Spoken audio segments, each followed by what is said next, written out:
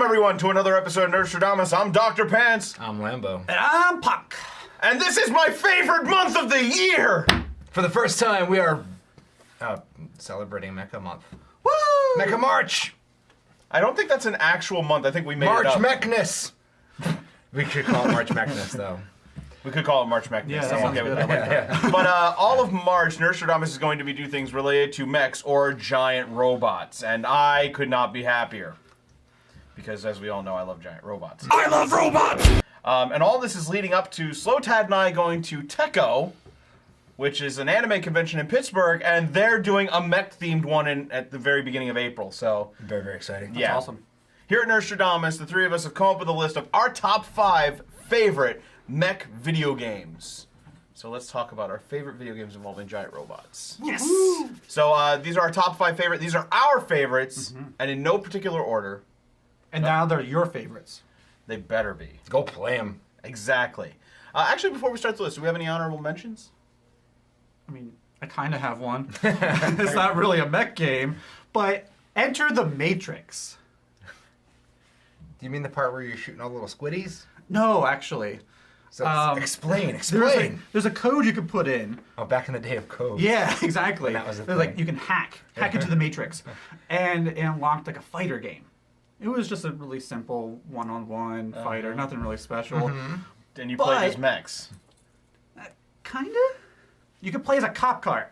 A cop car? Yeah, it was a cop car that kind of looked like humanoid because it had like weird arms, like the bumper and stuff moved. Did it still fight like one of the humanoid fighters? Yeah, it was awesome. It was great. It was like a cop car versus like a taxi, and you're fighting each other. It was awesome. That's ridiculous. Yeah. Was there a way to play as any other like normal humanoid characters? It was just cars. All I cared about was the cars. Yeah, that's all that matters. Yeah. Nice. It was like the perfect mech game. And I've got one honorable mention, and that is Xenogears, one of my favorite games of all time.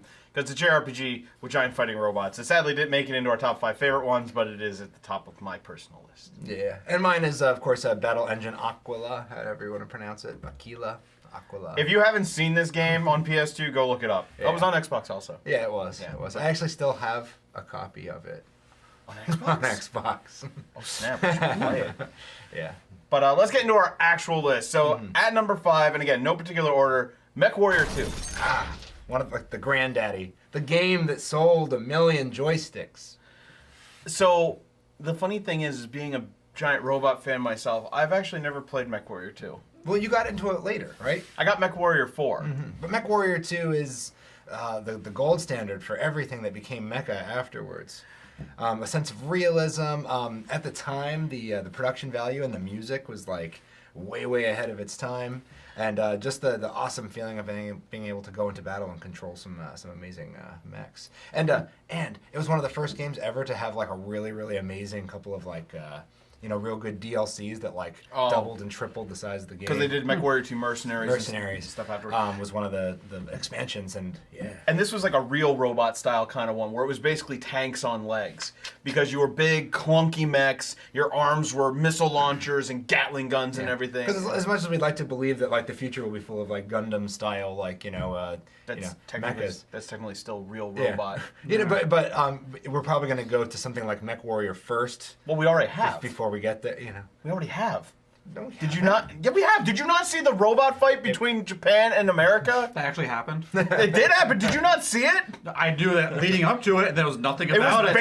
It was basically a MechWarrior mech against something not quite MechWarrior. It was like literally a tank with legs. Yeah. Basically, yeah. The American one was basically a MechWarrior mech. It was pretty incredible. But yeah, just a fun game. And like I said, the music actually is like one of the coolest things, because if you like, I know it's kind of like lame by today's standards, but if you go listen to it with like yesterday's ears, it's like, oh, this is actually rather fun and orchestrated and lovely. All right. All right. Good stuff. Cool. Let's move on to our next one. Zone of the Enders, Second Run. This is a PS2 game that has been released on PS3 and more recently PS4 with VR. Which That's the only bit I played. I never played any of the other ones. Yeah. I figured I'll try it out with the VR, and it was pretty fun. It's pretty cool. Is it like a super immersive so that you're still just watching the action from afar, but you No, can you were all around actually you? in it. Oh. Yeah, it was literally first person. And you're kind of cool. the controls are kind of weird. I mean, it wasn't like zooming around and stuff like that. It was just kind of like shifting around and shooting and aiming and stuff. So Zone of the Enders was a series started by Hideo Kojima. The first one is most noted for coming with a demo of Metal Gear Solid 2. And then Second Runner was a good game all on its own. It's very fast-paced. It's long-range, close-range, super quick, all kinds of cool weapons, awesome boss fights with some nice homages to other games from Konami like Gradius. Because one of the bosses you fight is the Vic Viper, which is the ship from Gradius. Nice. The best way I can describe it is that it's sort of like Mech Warrior meets Dragon Ball Z. Yeah, that's basically it, because it's super fast, flying in the air, you clash a couple of seconds, break away, clash a couple of seconds, break away, there's energy balls flying everywhere, and the final fight to Second Runner is literally like teleporting back and forth fighting each other. It has a really, really cool kind of cel-shaded art style. The story, I really don't care about the story too much in that game. That was all action to me. Most of these mech games, in all honesty, were not really concerned with the story. No. But Second Runner had really, really interesting, cool mech designs also, and some decent voice acting too, which is something you don't get out of these kind of games. But I like Second Runner. I like it a lot. Let's move on to number 3. Ooh. Transformers. I played this one. Now hold on. The Which- PS2 game. I was gonna say, which Transformers? There's so many kinds of Transformers. There's the real like soft Transformers, and there's real like realistic Transformers, and then there's like blocky Transformers.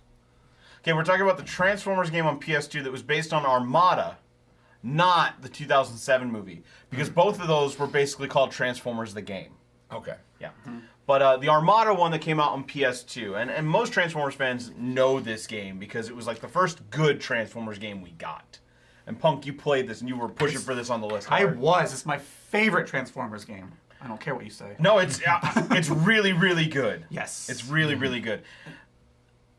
So I love the fact of it. It's kind of open world. I mean, you have your stages that you go to and stuff like that. I just loved exploring and searching for the mini-cons.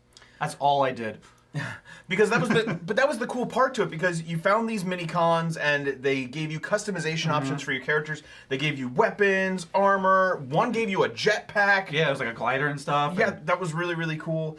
My favorite part of the game was the fact that you unlocked PSAs from the 1980s G1 cartoon and Nice. like production notes and images of like the prototypes of the toys that were coming out at the time for Armada.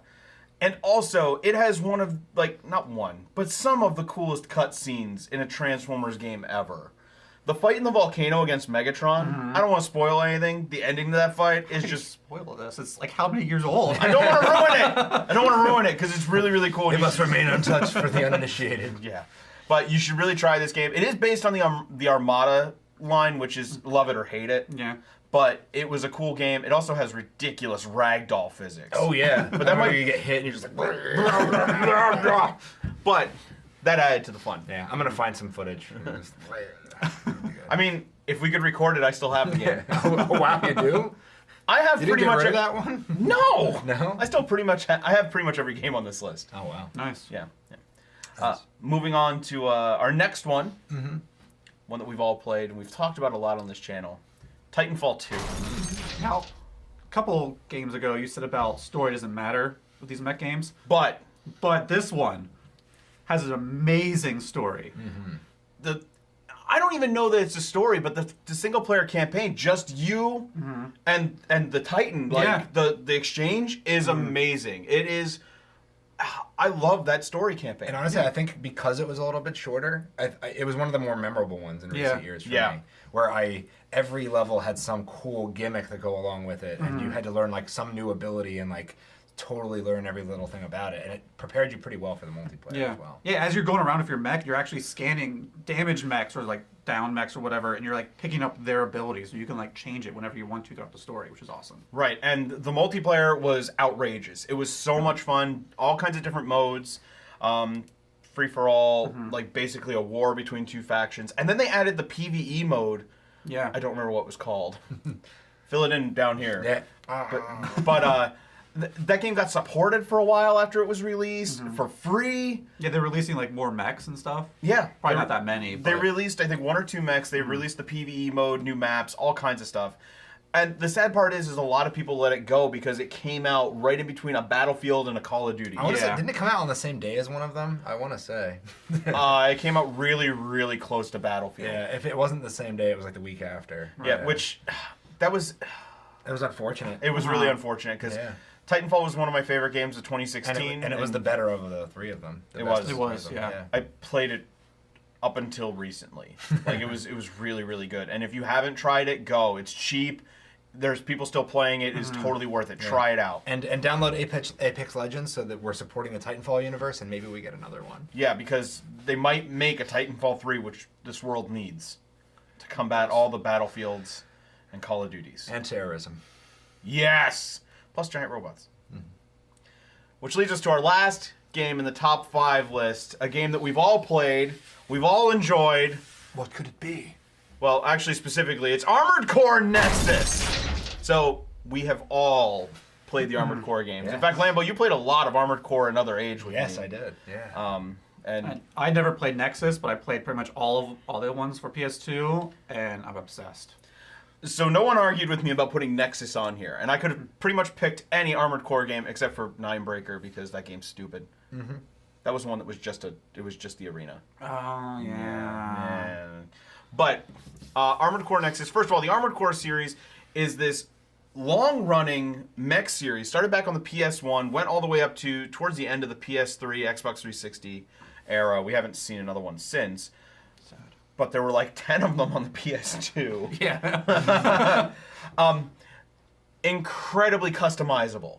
Like, it was ridiculous how much customization went into these mechs. I would spend hours just doing that, and then doing the paint and everything like that, changing my legs, my arms, my guns, my heads. And the parts all had like 30 stats to them. Like, there were endless possibilities about how you could customize these mechs, because it wasn't just your arms, your weapons, and like your body, but it was the generator, the radiator, Yeah. the fire control system. Like, you customized all this stuff, and it was all important. And if you could work it together, you made something truly incredible. Not just that, but it was all kinds of different missions, because it was basically mercenaries working for different corporations who had taken over a post-apocalyptic Earth. But not only that, but there was an arena. Yes. And you would climb through the ranks of the arena fighting the mercs were called Ravens, so you were always fighting other Ravens. Yeah. And it was just so much fun, and you could waste hours on it. The reason I wanted specifically Nexus was the first one to modernize the controls and make it twin stick. Oh, yeah. It was the second to last one on PS2, and it was the first one to do twin stick, which is nuts. Yeah. And it was a 2-disc game that came with a brand new game, and the other disc was then reworked missions from the 3 on PS1 and all the other ones on PS2. Was that also the one with the with some of the co-op missions as well? Ooh, maybe. Maybe. Oh, I don't remember. Oh, I don't remember. There's so many Armored Core games. I know, and I'm losing track of them. But all of them had that a competitive mode where you'd build your mechs and you could even like fight them against your friends, Right. and stuff as well. So that made it like extra awesome. Yeah, it was really, really, really cool. It's one of my favorite mech games, and it's why I'm so excited for Daemon X Machina, because it looks like Armored Core, and it is Armored Core people working on it, and I want that game! Last thing I want to bring up about Armored Core is like all the love that went into little details in that game, because I don't know about you, Punk, but have you ever read through all the profiles for the people in the arena? I just wanted to blow stuff up. Okay. Because they actually like detailed every competitor in the arena and gave them their own personality. My favorite one is, I think, in either Armored Core 3 or Silent Line. The guy at the number 11 spot loves number 1 so much that he refuses to go any higher because 11 has 2 1s in it. Aww. Like, that's seriously, like, he's like, I want to be number 1. 11's better. It's 2 1s. And that kind of stuff is great. And it had a cool storyline, all kinds of hidden stuff, too. So I think 1-1 would be better. What? If you liked 1 so much, then 1-1 would be better. What about 1-1-1? Well, the arena really only went, I think, as high as 30 or 50. Yeah. So, Well, okay. yeah.